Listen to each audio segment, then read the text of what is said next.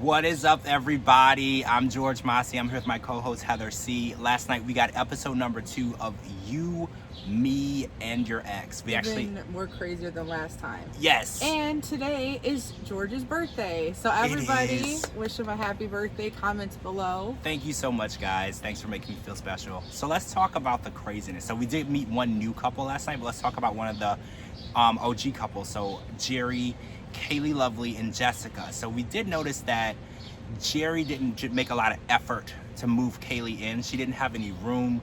She was in a closet, and then in the basement she has nowhere to put her clothes. She's using a ping pong table as her dresser, and there's just a lot of awkwardness. Yeah, definitely. And she's very organized. She said she had OCD. Yeah. So she had like so many timers that was kind of cool. I mean, to keep yourself organized like that. Like, she thought that people would think that it's weird that she had one to brush her teeth. But I mean, to each his own. Everybody has a lot going on and have a lot in their mind. And she's in a really like weird situation living wise, that something as simple as brushing your teeth might be something hard to remember. So more power to her. It's her life. Do what you need to do to remember. Yeah, I think alarms are great. Setting a timer, setting reminder is amazing. So we're learning a little bit about Jessica. So Jessica, first thing we learned was she doesn't want to take orders from Kaylie for breakfast, even though she was already making eggs.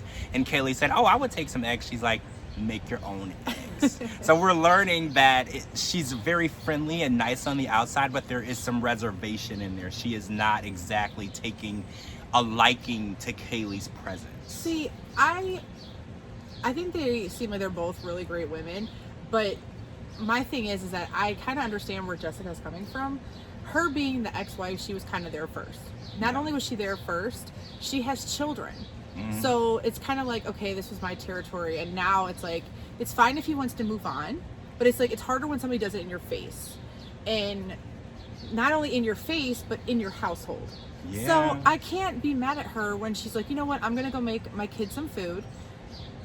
Why would she give her order? Like, she's not a short order cook. She's trying to be a mother.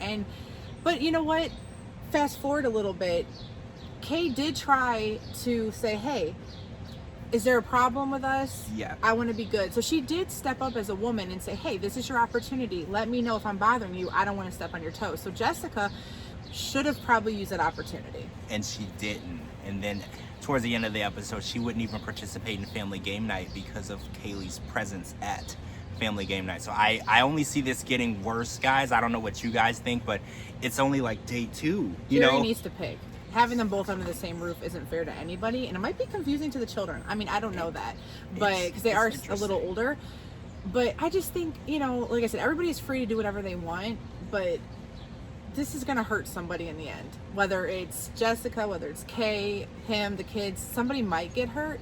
Yeah. So keep it separated. Keep your family life separated, and then you might have stronger relationships and bonds. Solely my opinion, though. I agree. All right, so let's talk about the new couple that was introduced last night. Well, it's hard to say couple because April and Roy are the 2 new people introduced, but they're not together. They're exes. And April is married to John now, who was the next door neighbor. So actually Roy says that she traded me in for the neighbor, which is sounds like a movie. It does. It sounds like a Lifetime movie, but this actually happened. They live in the same cul-de-sac still to this day. Nice. Where this happened. And it actually happened because John went over and mowed the grass because Roy was deployed overseas in the military. Thank you for your service. And he wanted to make sure that his yard was taken care of, and April decided to cook him dinner. And then the friendship started. And it's just such a complicated story because he was married to Lauren at the time, so they were both in relationships and marriages with children. Yeah. And it started out, like they said, just as friendships, and they would do things together, and the friendship just grew. But no one seems to have any hard feelings toward each other. If anything, they all hang out together, which I think is awesome. I know. I think that's the most amazing part. To be such a bigger person, to be able to say, you know what, we're cool. Let's just be friends. I love this. And when Roy and April decided to go on a date, and okay, so let's go back. They do go out on dates sometimes, and this one last night they went and got matching tattoos, which was for where the coordinates were where their son was born, which I thought was really cool. Yeah. I thought that was awesome, but they did not tell their exes where they were well, they didn't tell their current spouses where they were going. So it's interesting because they sneak away and do things and they feel like they can't tell anyone what they're doing, but they say it's innocent. And I think the situation with John, he's getting more and more agitated with the secretiveness of the relationship. He knows that they're close. You know, you can't really change that, but the way that he feels, he doesn't know what they're doing. Like, for instance, last night they were gone for 8 hours together. No phone calls, no text. How would you feel about that? Okay, so this situation is kind of like really close to home, which, you know, like, I know with my ex-boyfriend, we were better friends than we were boyfriend and girlfriend. And we just wanted to be friends. We wanted to hang out. We wanted to do whatever, but he wasn't having it.